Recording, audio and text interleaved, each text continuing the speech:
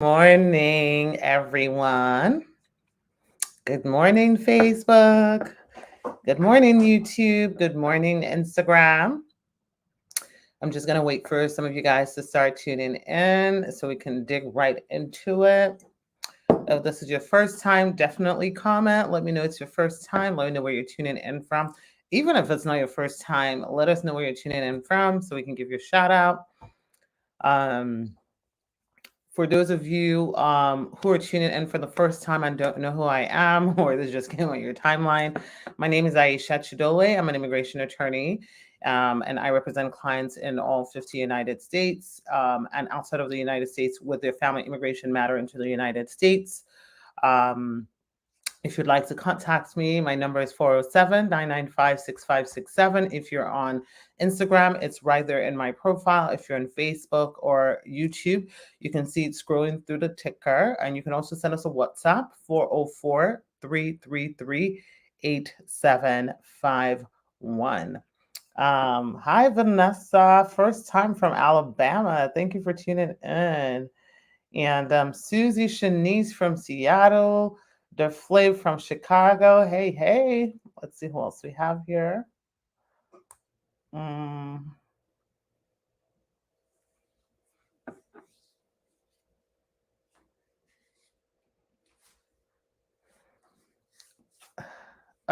South Carolina, Miss Classy, thank you for tuning in. British from South Carolina, thank you for tuning in. Cleopatra from YouTube, good morning. Good morning, Brandon. Good morning, Macedonas from Washington. I haven't seen you on here in a while. Joseph from Fayetteville. Arhan says, good morning to the best lawyer to ever do it. Hey, thank you. I'm just joking. Okay, guys, let me just get right into it. So today I want to specifically talk about children and how children can qualify to get a green card themselves, a self-petition themselves. Um, so before I start, let me just explain what VAWA means for those of you who don't know what it means. VAWA means Violence Against Women's Act. It's an act that protects certain groups of immigrants who have been abused by either U.S. citizens or green card holders. Each category is different. And, a lot of times I talk about the category that relates to marriage. So today I specifically want to talk about children. Tomorrow, maybe I'll talk about parents. Sandra says, I like your hair this morning. Thank you so much. Trying something different. As I was saying, what that essentially means with VAWA and when you qualify for VAWA as a self-petitioner, it means that if you qualify and you're approved, you will get a 10-year green card and you become eligible for citizenship 3 years later. So how can children qualify for this? If a child has a U.S. citizen parent or a green card holder parent, and this could be a parent or it could be a step parent that is extremely cruel to that child can self-petition. I'm going to go into the age requirement or when you age out of doing this. But before I do, I just wanted to point out that if you have questions, definitely leave your questions in the comment box. Once I finish getting out my thoughts, I will go through and answer your questions. So as I was saying, in order for a child to self-petition, the child must be under 21.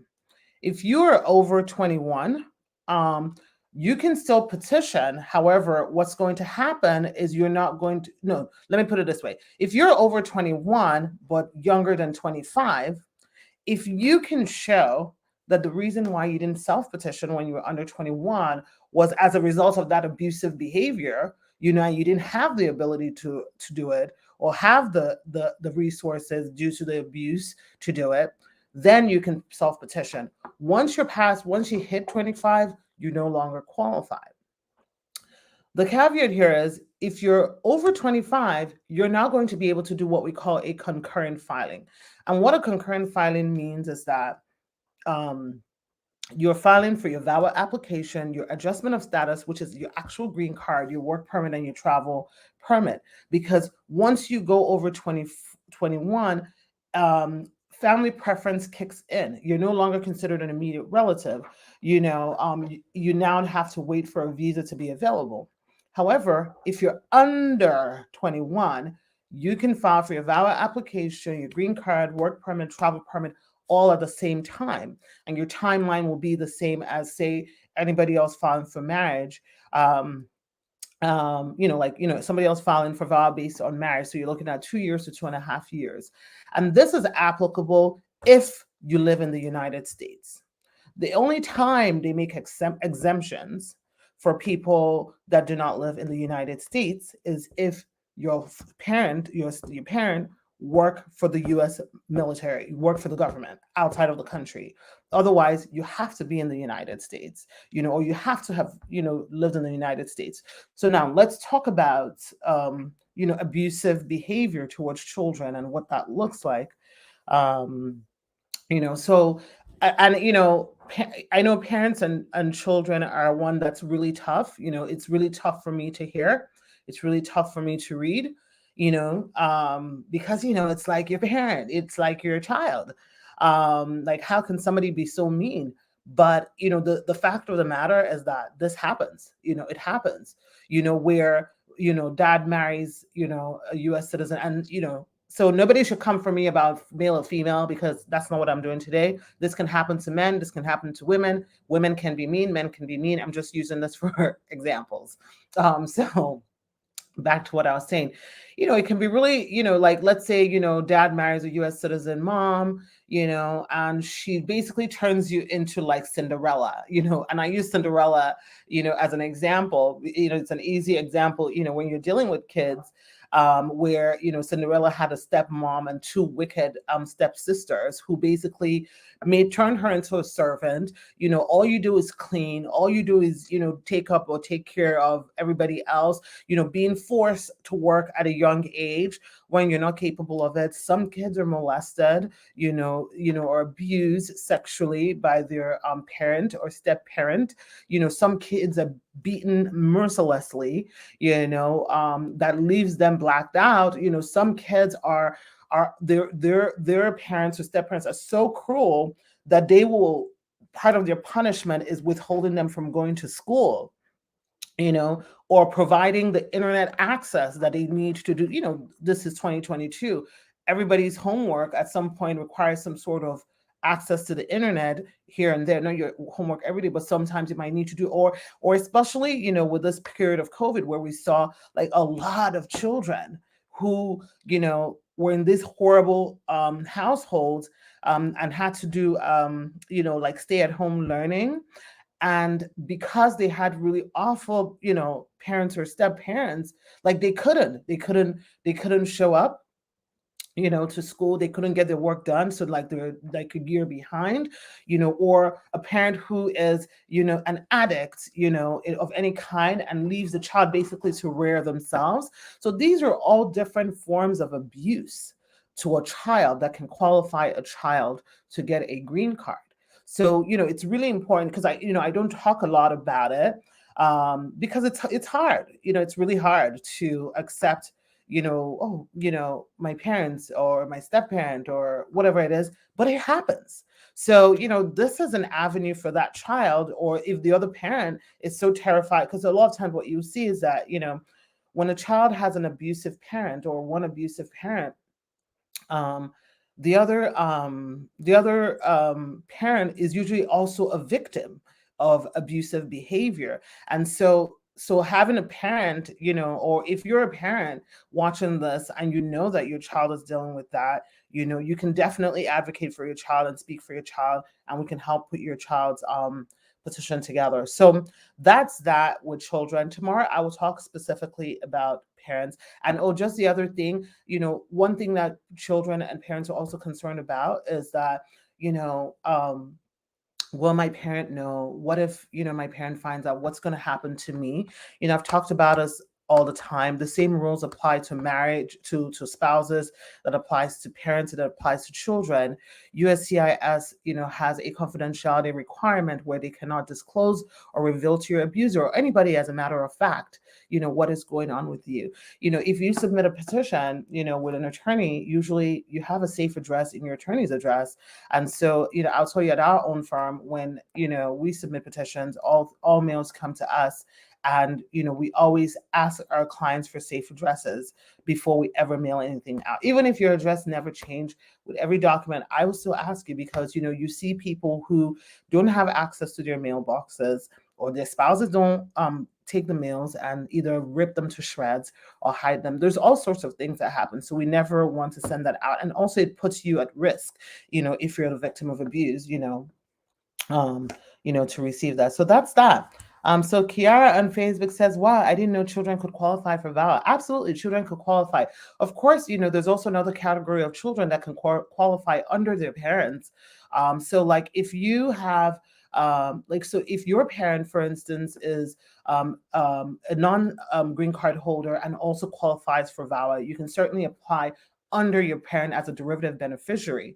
And the process is going to look different for if the child lives in America versus if the child lives outside of America. But today's topic, what I'm specifically talking about, are children who are applying by themselves because of what they're dealing with, or because their parents, don't qualify for VAWA, and so they're applying on their own. Or when I say their parent, maybe one of their parents or both parents are abusing them,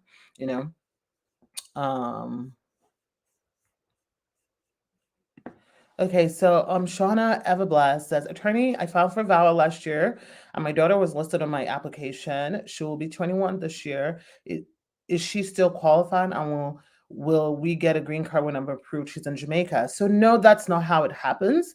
So what happens is when you submit VAWA, you list all your children, wherever they, and wherever they are, wherever they were born, whatever their date of births are. And then what happens is, any child that's under 21 at the time you submit your petition, and any child that's not born in the United States, that's not a U.S. citizen, they will be listed as your derivative beneficiaries. Okay, so what happens is when you get approved for VAWA, again, remember there are two stages of approval to a green card when you submit a VAWA petition. There's a VAWA approval and then there's a green card approval. So I am talking about the VAWA approval, which comes before the green card approval. When you get approved for your VAWA, they will list all the children that were derivative beneficiaries from your prima facie on there. Okay. And then once they list that, then your children can then, they can then file for, I'm trying to think of a simple term to use, for a transfer of files. Basically, think of it this way, like how when you submit what we call an I-130 and you get approved and then they send it over to the National Visa Center to process for the children or spouse outside the country. So that I-360 approval acts the same way. So they will now basically transfer it to whatever consulate that child is in. Well, you have to apply for it. They won't do that automatically, because when you submit a valid claim with children outside the country, it's only your decision they're making. So that has to be done after that approval.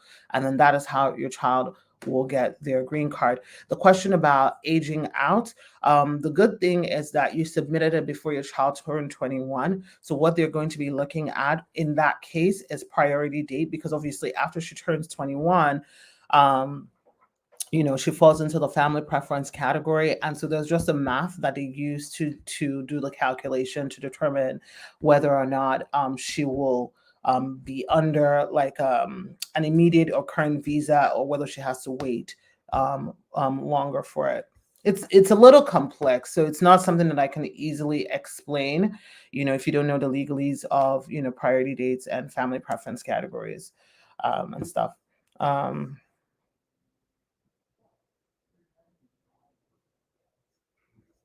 Okay.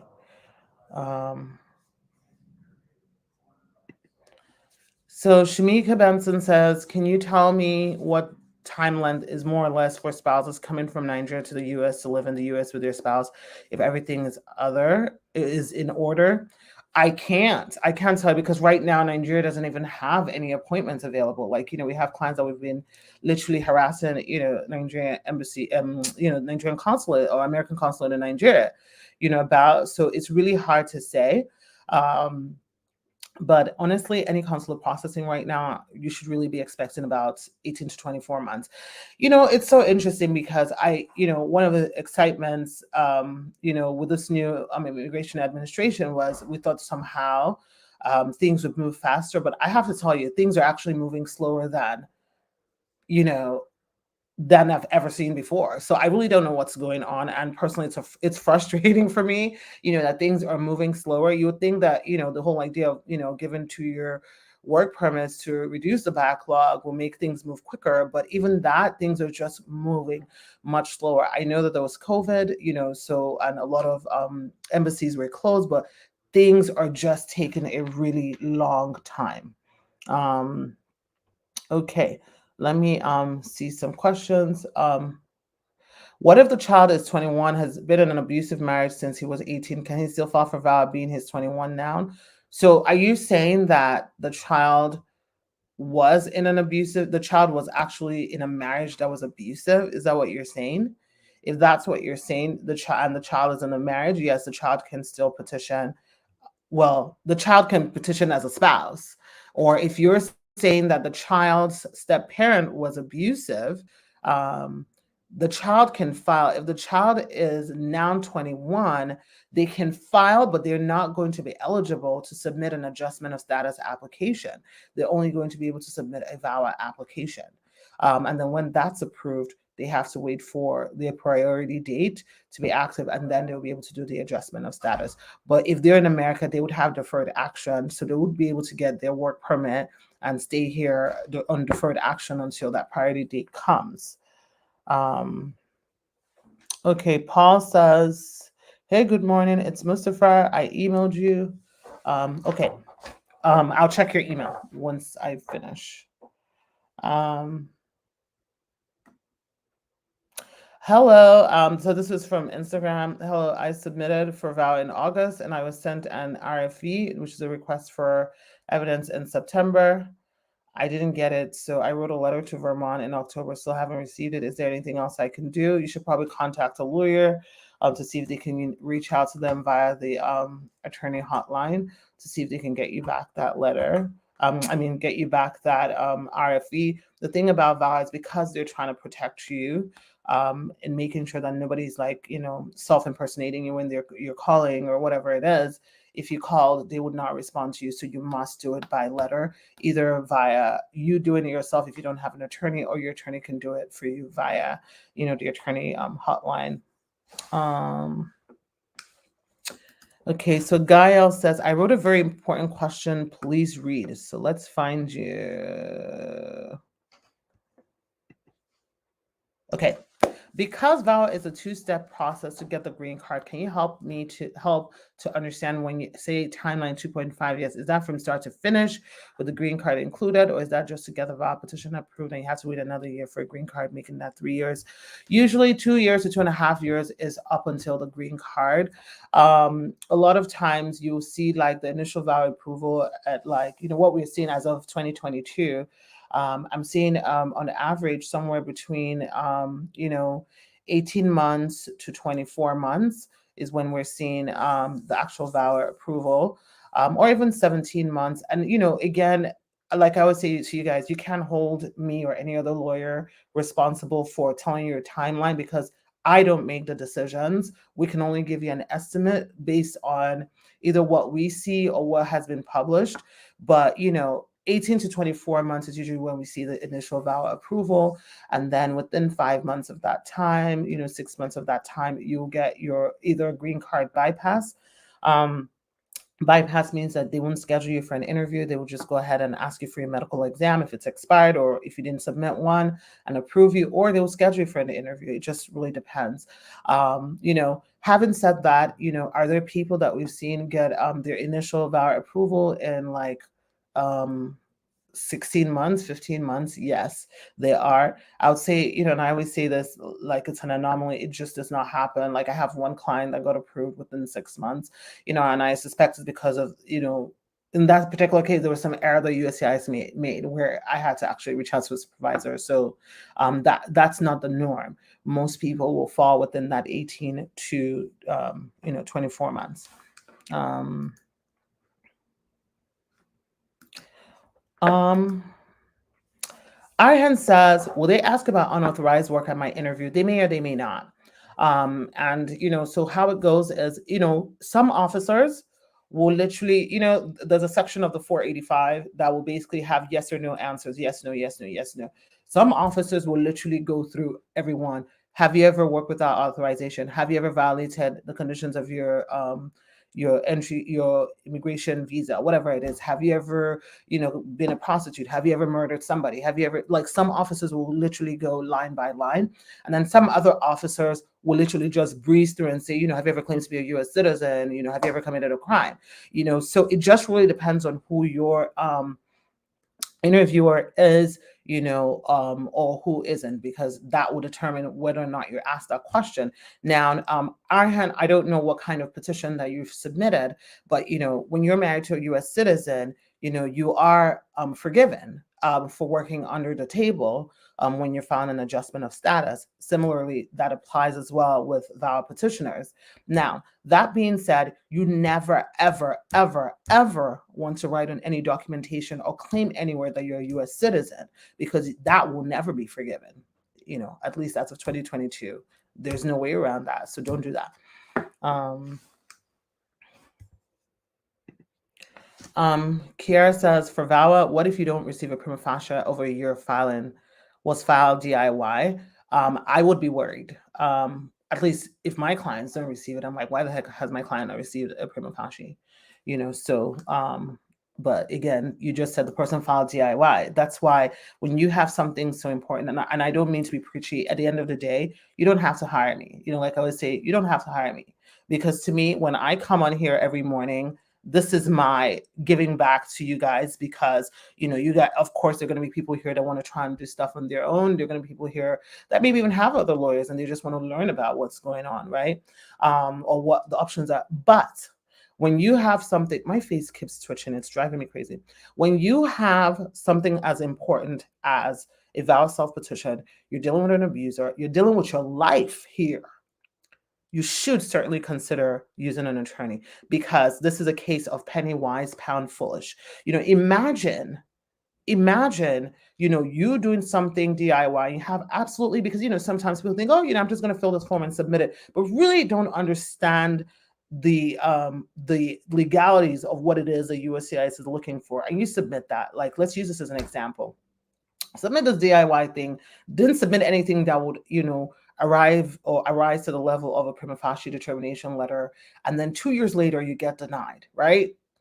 Imagine that you then have to, let's even say you're still married to the person and you still qualify to reapply, and this time you now decide, okay, let me use a lawyer, so which takes you another 2 years, 2.5 years.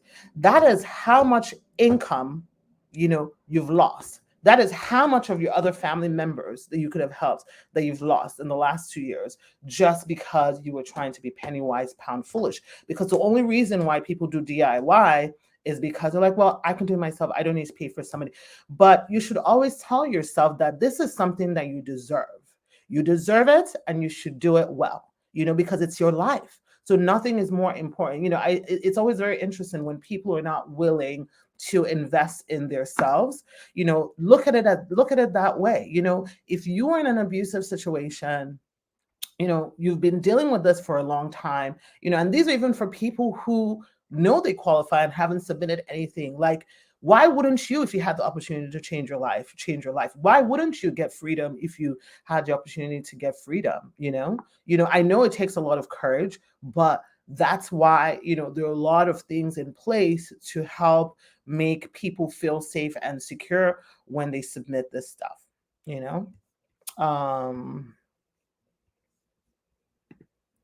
Cleopatra says, can an H-2B worker file for employment-based visa? So let me first start by saying that I do not do employment-based immigration. So I'm not going to be answering questions deeply about it. But the answer to that question is the H-2B person, first of all, it will depend on what category you're applying for, because most employment-based visas, except E1 and EB1 and EB5, require an employer to sponsor you.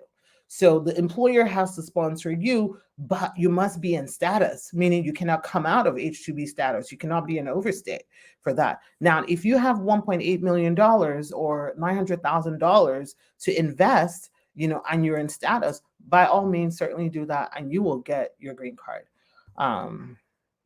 Another option that other people use for investment, into the United States is the E2 visa, but the E2 visa is not going to give you a green card. It's just going to allow you to, stay here and work here. And your children under 21 will also be able to be here.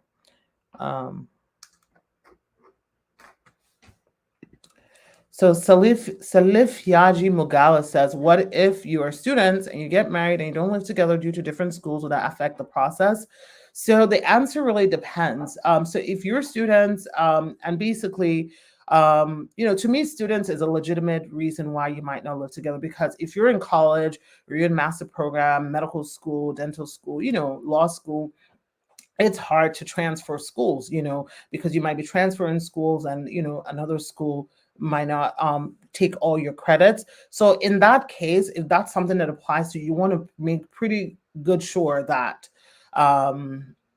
you have enough bona fides to show your marriage. And what I mean by that is that you guys are visiting each other. You guys are FaceTiming each other. You guys are calling each other all times of the day. You guys are going on vacations together. You guys are taking road trips together. You guys still have stuff, where you have your bank accounts together, where you do things together and try to see each other, with every, little space you can, so unlike VAWA, where VAWA requires cohabitation, marriage-based cases don't require cohabitation, but it certainly raises a red flag and it makes it that much harder, but it is not impossible to overcome as long as you're able to show that your marriage is legitimate. It's just that, we're in school and the plan is for us to, finish off.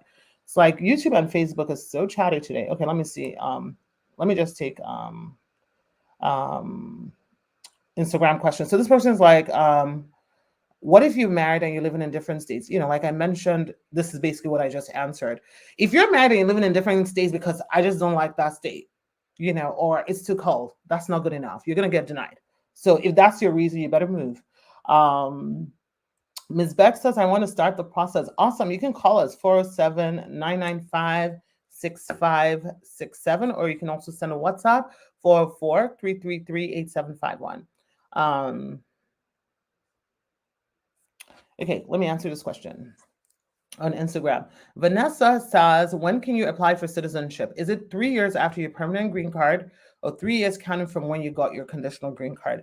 Very good question. So the answer is 3 years. Well, the people who qualify for 3 years are going to be people who are still married, or you got your conditional green card or removal or your permanent green card based on abuse, right? If you fall into that, you count from the date of first green card of any kind. So you will be counting from your conditional green card for the 3 years. Okay. You want to apply like 90 days before the expiration. So technically 2 years and 9 months. And you still have to meet all the other naturalization requirements, like, place of residence, crime of moral turpitude. You want to make sure that you're paying your taxes, and stuff like that.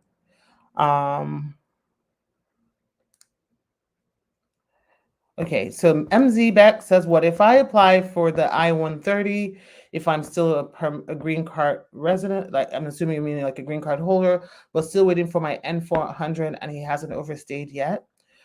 If he hasn't overstayed yet, you need to apply for his adjustment of status today,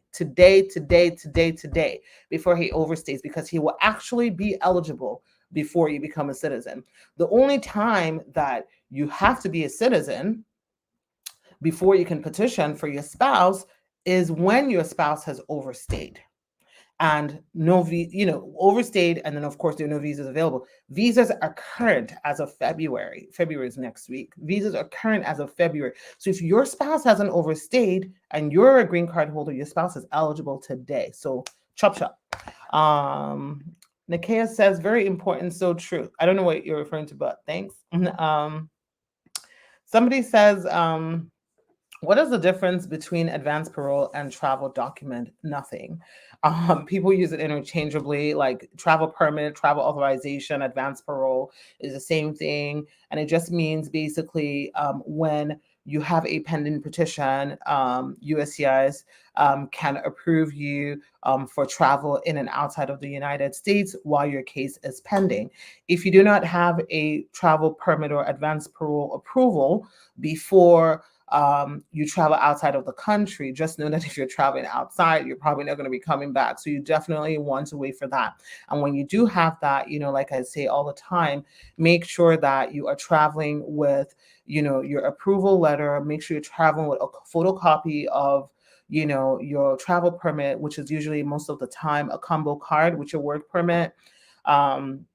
The green paper that gives you the approval, put one in a different luggage, put one in your carry-on, just in case something gets stolen and you have a backup and you're not stuck there.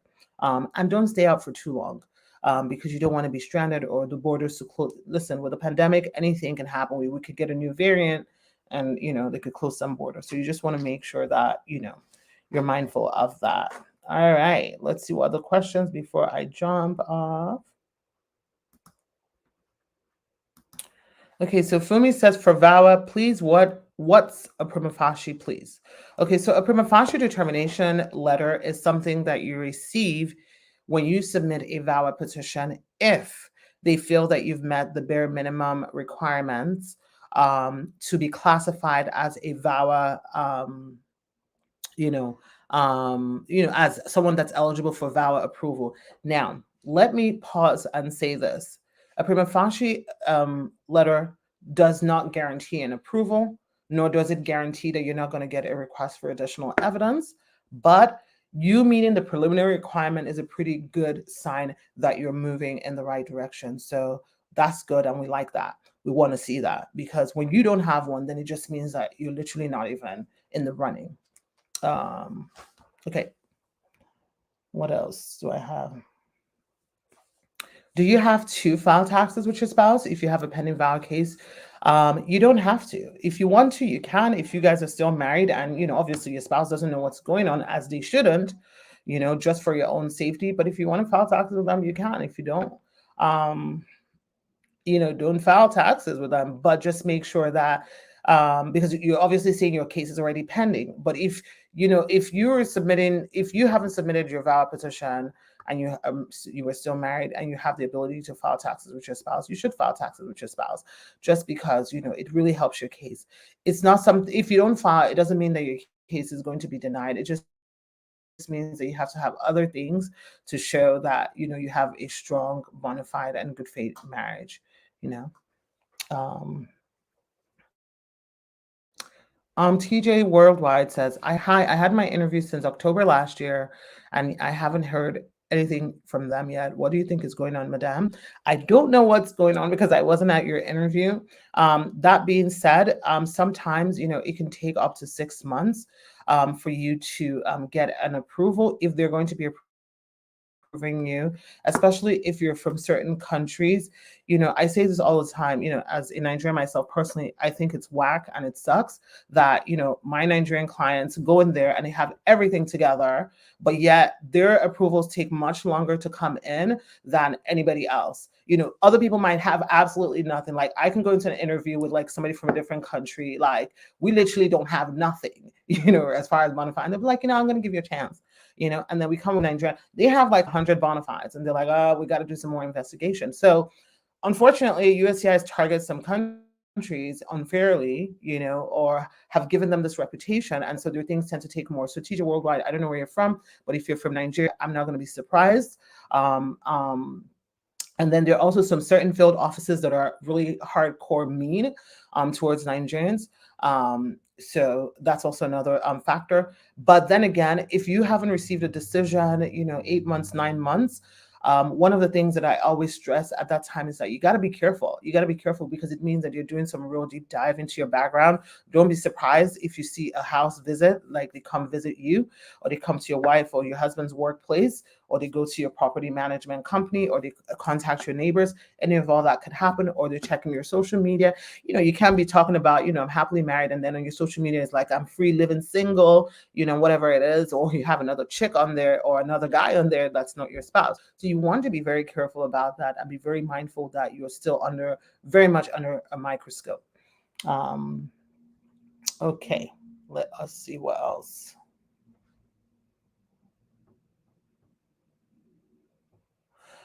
Okay, so Alexa Austin, schedule a consultation to ask me a question, since your question is personal.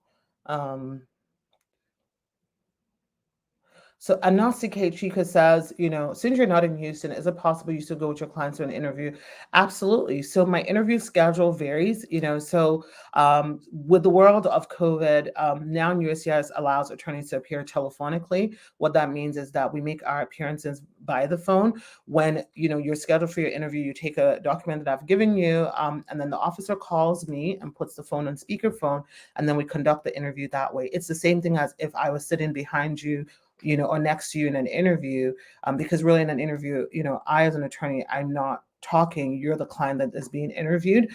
So the goal, though, for me as an attorney is to be able to be there so that if you have a rogue officer or somebody who's not following the rules or the law, or badgering my clients, for me to interject or speak up. And, as my clients would tell you that the ones that I appear telephonically, that I am very much vocal and in there right there with them in the thick of things. Also, sometimes, if I'm able to fly, I will fly. I haven't flown as much with COVID. And then also sometimes I might have 3 interviews in a day in different locations. So sometimes if I can attend an interview, an associate of mine will attend the interview. What you have to think about when you're thinking about an interview and you're working with a lawyer is that the most important aspect of your interview is going to be your interview preparation, because the lawyer is not going to do anything for you on the day of, but you should be having an interview prep with your lawyer. And if you're not having an interview prep with your lawyer, that is not good.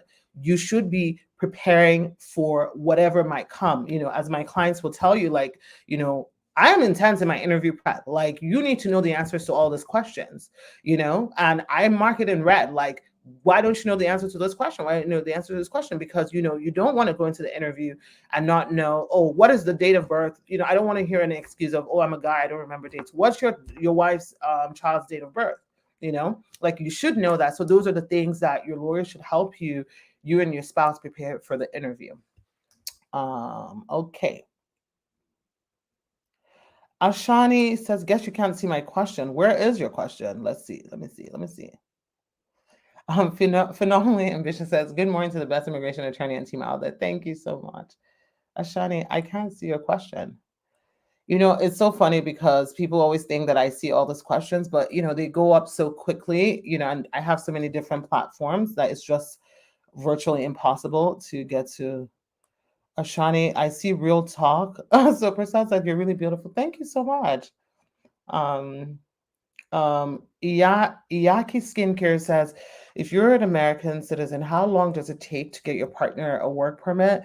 It takes the same amount for every other U.S. citizen. When you submit an adjustment of status petition, right now we're seeing 6 to 12 months for work permits.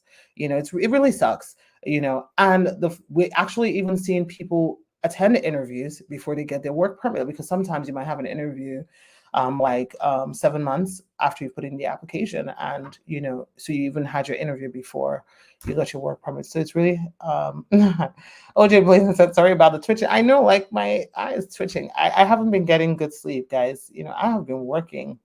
Ashani, do you want me to talk about your case on Instagram? But yeah, you're almost there. You're almost there, Ashani. You're almost there. So just keep your fingers crossed. You're almost there. I'm expecting yours in this quarter. Okay. Let's see. What else do we have here? You guys, I can't see all the. Okay, yeah. So Ashani says, how are your VAWA approvals? VAWA approvals are going well. Go to my social media. I post them. They're going well. We're actually seeing a lot of bypass, where they're bypassing the interviews. So let's see how it goes for the rest of this year. But I know somebody else had asked what happens with VAWA interviews? How is that different, from marriage-based interviews? So let's talk about that. So if you're scheduled for a VAWA, I actually don't know. What the method is when they choose to do interviews or not do interviews. If you're somebody that requires a waiver, you're probably going to get an interview. So a waiver is like, you misrepresented something to US when you came in, or, before you lied on something with your B1, B2, or, you got an F1 to come to the US, and, you came into the US, but you never actually went to school. So Usually when I consult with you, I will, based on what you said, say, um, you know, I think we should be going for a waiver immediately. There's no point of wasting time. Or sometimes strategically, I'm like, well, based on what it is, we can argue that you didn't necessarily misrepresent yourself and say, well, let us wait for them to ask us for a waiver. And when I say waiver, I mean like a 601, which is a waiver for either misrepresentation or fraud of some kind. So it all depends. But typically, VAWA interviews are not to be determining whether you had a good faith marriage or to be determining whether you had abuse. Those have already been approved. So if an officer is overstepping their bounds or asking about that, like that is where I'll step in to say, no, we're here to determine that this client is admissible into the US or inadmissible, but the matter of VAWA has already been adjudicated and our client has been approved. So we don't want to talk about that.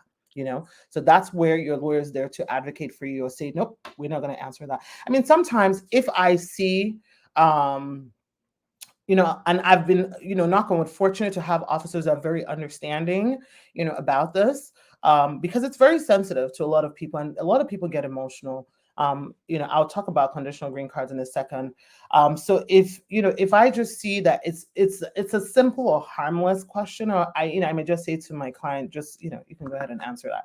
And then if it's too much, I'm like, officer, this has already been approved. So, we really don't want to adjudicate that again. Now, it's a little different when you file for abuse based on a conditional green card. So not based on like you have a conditional green card and you're filing for abuse on that basis. Let me drink some water. I feel like I've been talking so much.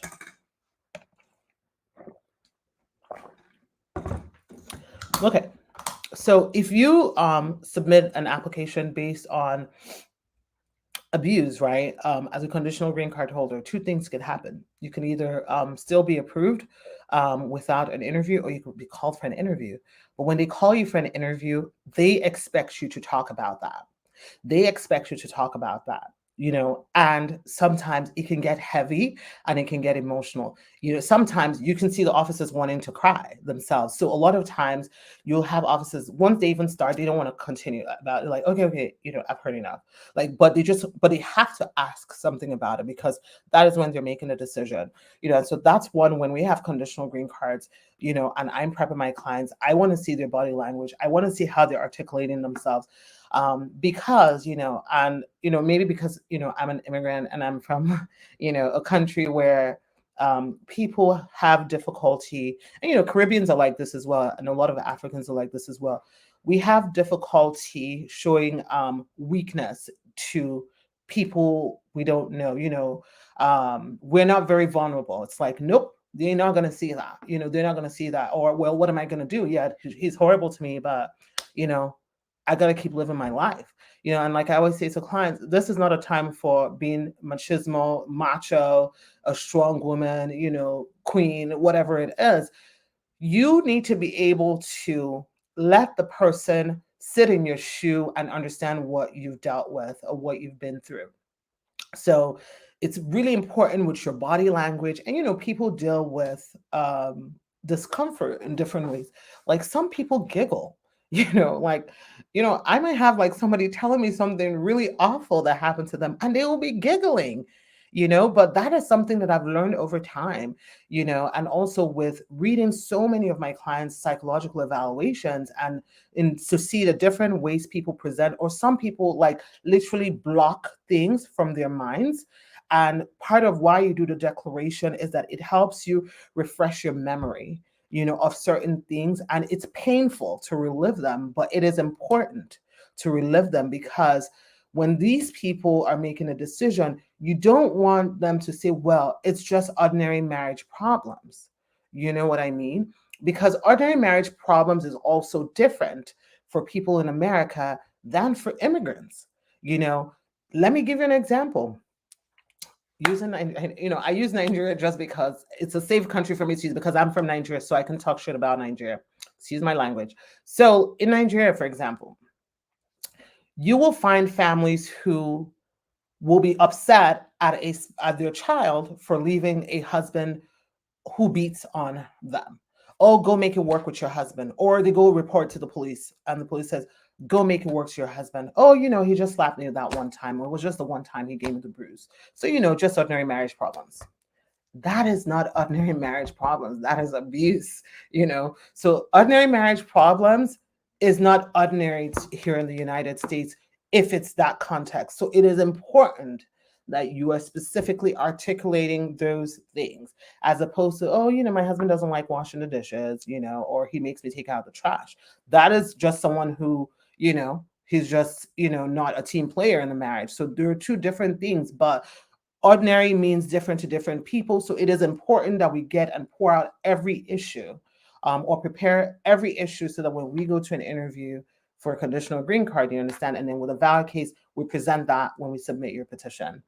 Okay, you guys, I'm going to be jumping off soon. I've been on here for a little while. Okay.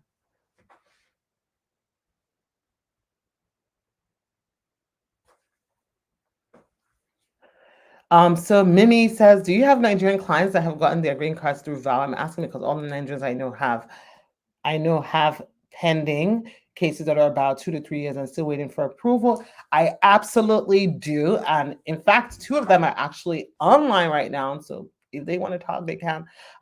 But yes, we do. Again, it's what I don't know if you joined earlier in the conversation. But as I was saying, Nigerians are one of those countries that immigration picks on and are making things a little bit more difficult for them. So if somebody else's stuff might take 2 years, yours could take 2.5 years.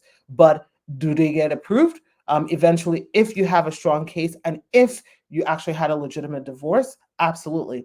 The big thing now for Nigerians and what is causing this is that a lot of people, they will get a divorce, or they will get a divorce in absentia, in Nigeria while they're not there, and the divorce will not be authentic. It will not be, it's not properly done. It's not appearing in the judiciary, whatever high court, but it's not appearing like on their registry showing that they're divorced. So what ends up happening is that even though they've been through this atrocious stuff, in their marriage, they cannot show that they were actually free to marry because, bigamy is not allowed in the United States. So you have to have a proper divorce. So what is causing a lot of the delays for a lot of Nigerians is authenticating their divorce. So, if you haven't started the process and you're a Nigerian, I'm speaking directly to you, make sure that if you were married before, you're authenticating your divorce. Go to the lawyer who submitted that petition for, because really, if you're divorcing in Nigeria and a lawyer didn't do that, just know that your divorce is not authentic. A lawyer needs to be doing that. Go to that lawyer or contact another family lawyer in Nigeria to authenticate it for you.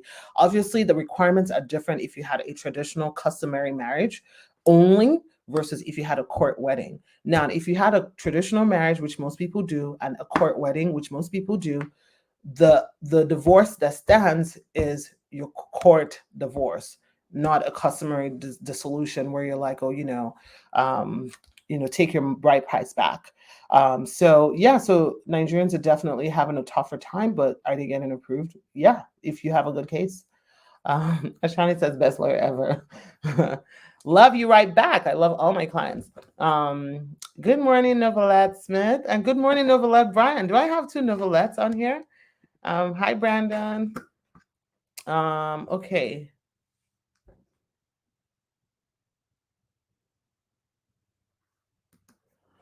Colin says, please, I want to know if there's a difference in ages of my children in my DS-260 when I was petitioning for myself, and now I want to file for my children, but the changes is different. Will they check the previous?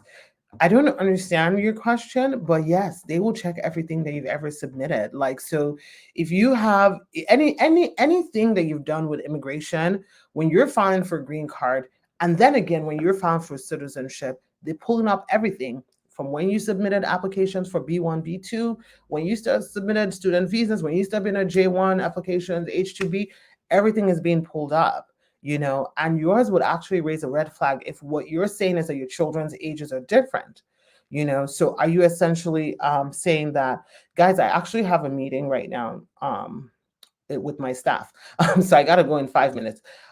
When you're saying that their age was different before and their age is different now, that is a potential issue, because one of the requirements is to submit a birth certificate. So was the birth certificate the same? Because one could make an argument that it's a typo, right? Or that there's clerical error in the age, because if you look on the birth certificate is the same. But if you're saying that the birth certificates have changed, this is going to be a problem. Okay, guys, I had fun with you guys this morning. I'm going to be back tomorrow. Tomorrow, I'm going to specifically focus on parents who are submitting VAWA self-petitions and, excuse me, how to qualify. I hope you guys have a lovely day. Bye.